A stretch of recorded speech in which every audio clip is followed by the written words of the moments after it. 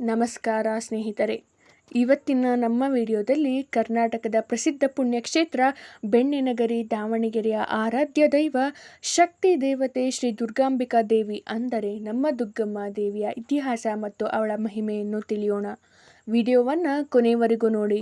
ಜೈ ದುಗ್ಗಮ್ಮ ಅಂತ ಕಮೆಂಟ್ ಮಾಡಿ. ದಾವಣಗೆರೆಯ ಹೃದಯ ಭಾಗದಲ್ಲಿರುವ ಈ ಶ್ರೀ ದುರ್ಗಾಂಬಿಕಾ ದೇವಸ್ಥಾನಕ್ಕೆ ಸುಮಾರು 200 ವರ್ಷಗಳ ಇತಿಹಾಸವಿದೆ. ಇತಿಹಾಸದ ಪ್ರಕಾರ ಸುಮಾರು 200 ವರ್ಷಗಳ ಹಿಂದೆ ಪಕ್ಕದ ದುಗ್ಗತ್ತಿ ಗ್ರಾಮದಿಂದ ಒಂದು ಪವಿತ್ರ ಕಲ್ಲನ್ನು ತಂದು ಅದನ್ನು ದುರ್ಗಾಂಬಿಕಾ ದೇವಿಯೆಂದೇ ಭಾವಿಸಿ ಇಲ್ಲಿ ಪೂಜಿಸಲು ಪ್ರಾರಂಭಿಸಲಾಯಿತು. ನಂತರ 1929ರಲ್ಲಿ ಈ ಸುಂದರವಾದ ದೇವಾಲಯವನ್ನು ನಿರ್ಮಿಸಲಾಯಿತು.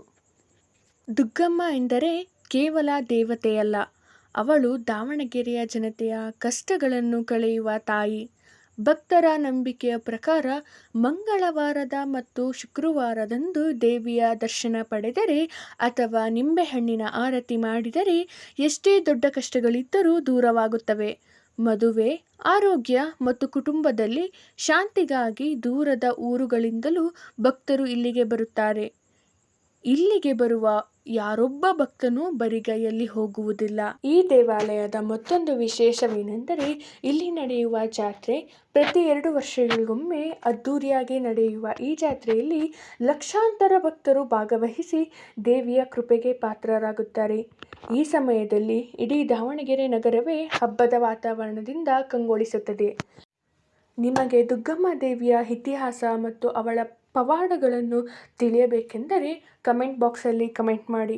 ನಿಮಗೆ ಪೂರ್ತಿ ಮಾಹಿತಿಯನ್ನು ಇನ್ನಷ್ಟು ವಿಡಿಯೋಗಳ ಮುಖಾಂತರ ತರಲಿದ್ದೇನೆ. ಸ್ನೇಹಿತರೆ, ನೀವು ಕೂಡ ದಾವಣಗೆರೆಗೆ ಹೋದರೆ ತಪ್ಪದೇ ಶ್ರೀ ದುರ್ಗಾಂಬಿಕಾ ದೇವಿಯ ದರ್ಶನವನ್ನು ಪಡೆಯಿರಿ.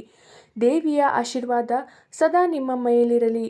ಈ ವಿಡಿಯೋ ನಿಮಗೆ ಇಷ್ಟವಾದರೆ ಲೈಕ್ ಮಾಡಿ, ನಿಮ್ಮ ಸ್ನೇಹಿತರೊಂದಿಗೆ ಶೇರ್ ಮಾಡಿ ಮತ್ತು ನಮ್ಮ ಚಾನಲನ್ನು ಸಬ್ಸ್ಕ್ರೈಬ್ ಮಾಡಲು ಮರೆಯಬೇಡಿ. ಧನ್ಯವಾದಗಳು.